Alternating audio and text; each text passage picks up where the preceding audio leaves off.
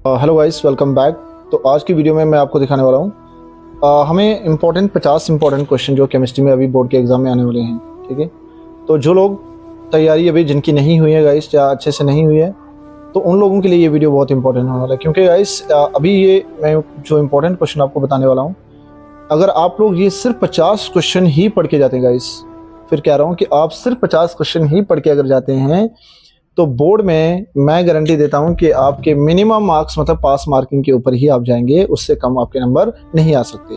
ठीक है, तो गाइज मैं लिखने वाला हूं जो भी 50 इंपॉर्टेंट क्वेश्चन है वो मैं लिखने वाला हूं, तो आप लोग देखिएगा एक बार ध्यान से। गाइज सोल्यूशन में सबसे पहला इंपॉर्टेंट क्वेश्चन जो आपने पढ़ना है वो पढ़ना है राउल्स लॉ।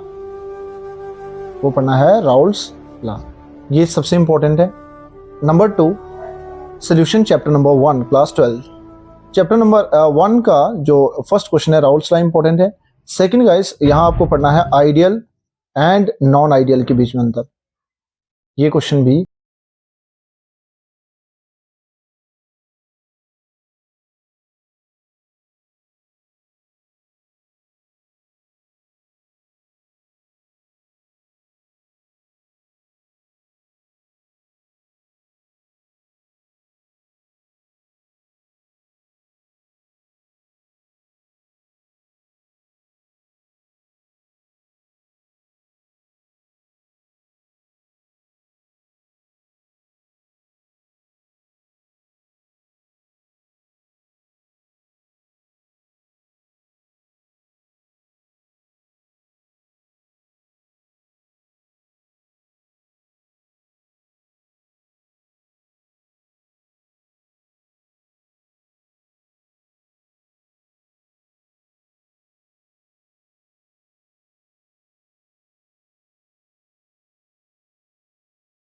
क्योंकि ये तीनों, इन तीनों में से एक तो आपको 100% आनी ही आनी है। ठीक है, तो गाइस मैक्सिमम चांस जो है एलिवेशन पे है और दूसरा आपका ऑस्मोटिक प्रेशर पे। इन दोनों में से एक क्वेश्चन आपको देखने को मिलेगा, हालांकि इनके और में भी होगा, बट ये इंपॉर्टेंट है। चलिए नेक्स्ट क्वेश्चन देखें। अगर ये हमारे 3 क्वेश्चन हुए, नंबर 4 पे अगर देखें यहाँ पे, तो इस चैप्टर में नंबर 4 पे जो हमारे पास इंपॉर्टेंट आता है वो है वो है गाइस हमारे पास abnormal molecular mass. Abnormal molecular mass और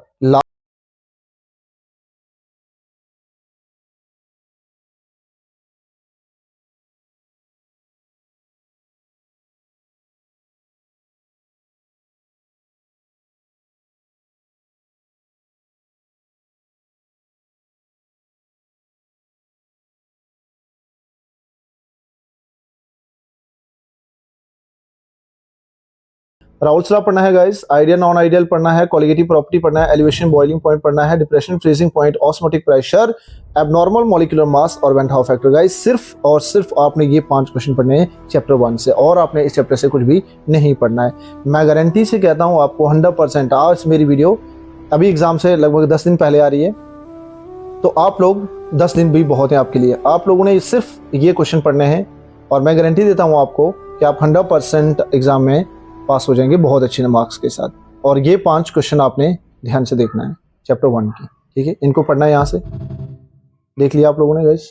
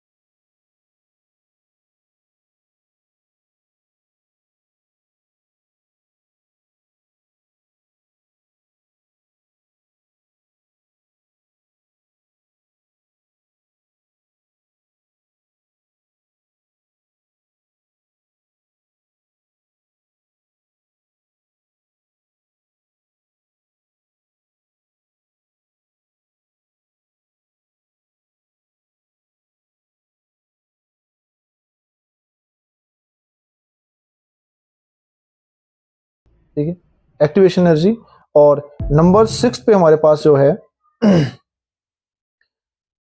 आर्हीनियस इक्वेशन भी है, आर्हीनियस इक्वेशन, बट इस पे मैं कहता हूँ आपको आप कम चांस लेना, ठीक है, आर्हीनियस के चांसेस कम हैं। बस ये इसमें इंपॉर्टेंट टॉपिक है, activation energy important, first order भी इंपॉर्टेंट है गाइस, और जीरो ऑर्डर भी इंपॉर्टेंट है, बट इससे ज्यादा इंपॉर्टेंट तो मॉलिक्यूलरिटी और ऑर्डर के बीच में अंतर। ये 5 क्वेश्चन गाइस, यहाँ से 6 क्वेश्चन जो है हमारे इंपॉर्टेंट है, ठीक है, केमिकल काइनेटिक्स के ये 6 क्वेश्चन जो हैं सुपर इंपॉर्टेंट। बस एक यहाँ पे इंपॉर्टेंट और चीज क्या है, that is factor. What are the factor which affect on the rate of reaction? Factor which affect on rate of reaction. तो ये आल्सो इंपॉर्टेंट क्वेश्चन, ठीक है। तो ये 3-4 फैक्टर हैं, ये भी पढ़ लेना। मैक्सिमम 3 नंबर का क्वेश्चन जो है स्टेट बोर्ड और सीबीएसई दोनों में यहाँ से आया हुआ है, ठीक है। और फिर एक्टिवेशन एनर्जी पे ध्यान देना आपने, फिर जीरो ऑर्डर रिएक्शन पे और मॉलिक्यूलरिटी और ऑर्डर पे, इन दोनों के बीच में डिफरेंस, ठीक है। तो ध्यान दो, सिर्फ ये और सिर्फ ये 5-6 क्वेश्चन आपको यहाँ से पढ़ने हैं, ठीक है, कोई ज्यादा टफ।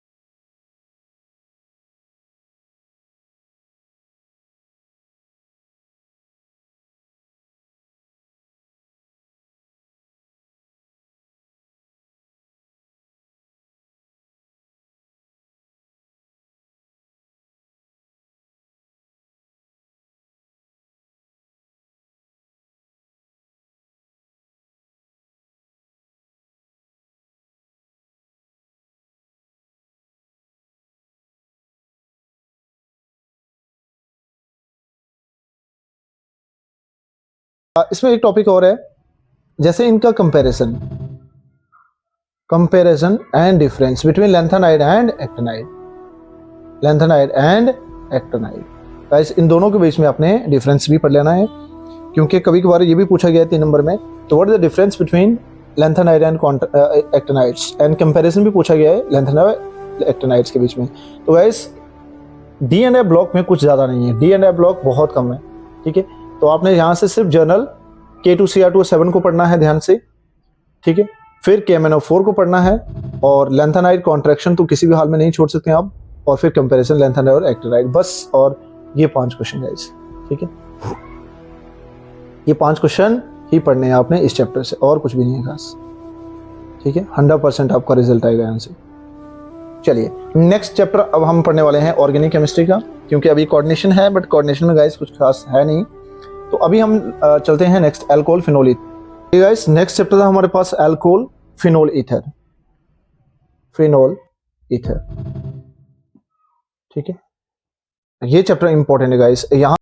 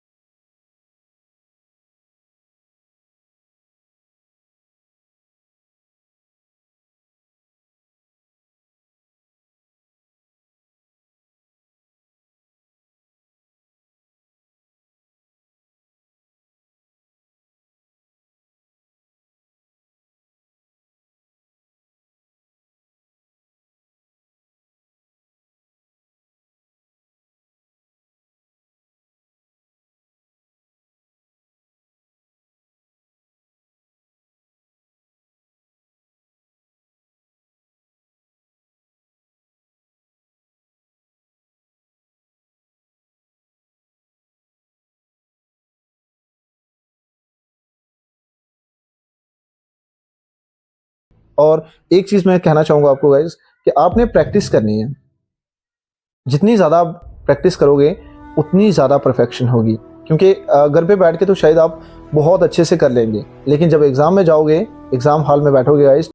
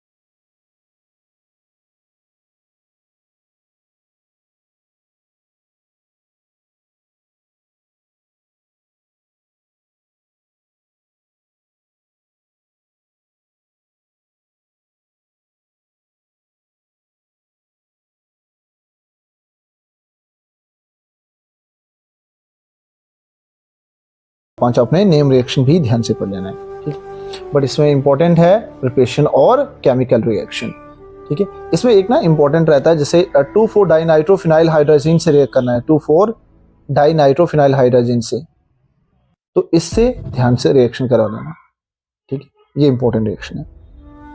तो एल्डिहाइड और कीटोन से गाइस आपको 5 नंबर में क्वेश्चन आएगा, और ज़्यादा चांसेस हैं प्रिपरेशन के और नेम रिएक्शन के।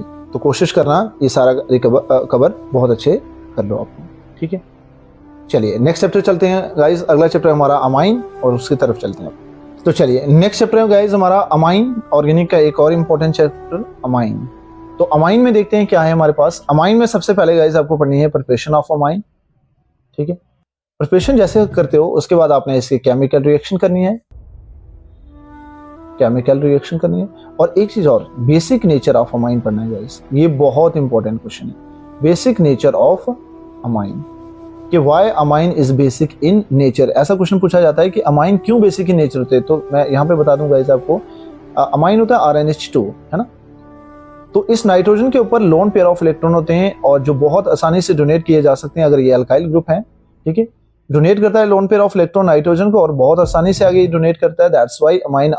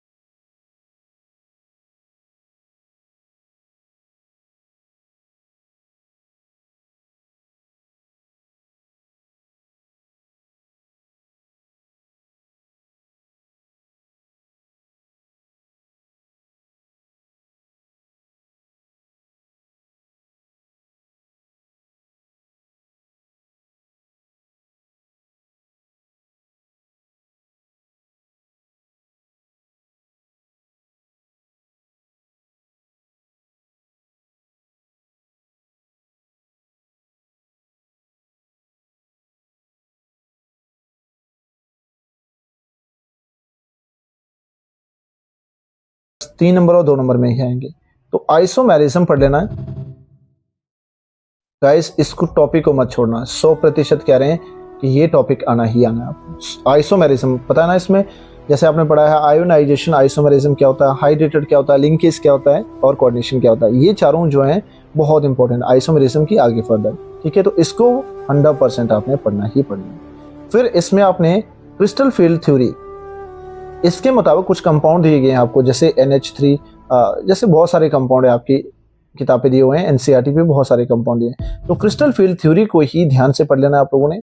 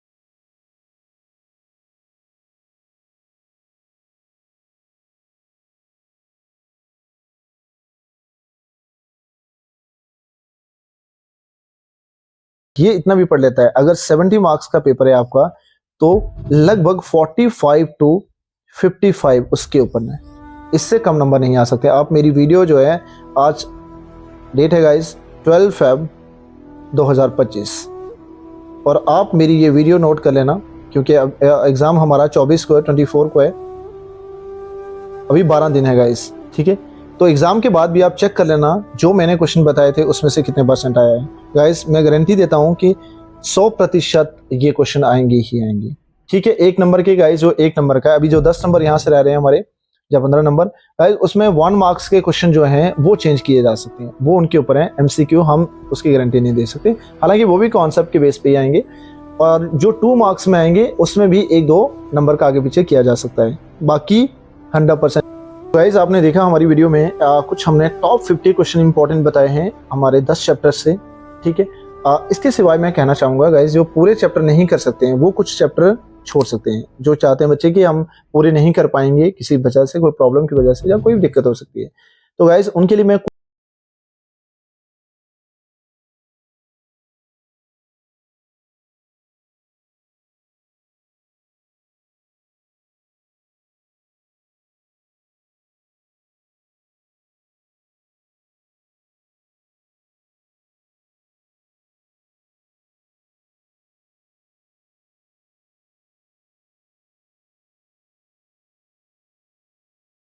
पूरा ये पढ़ना है, ठीक है।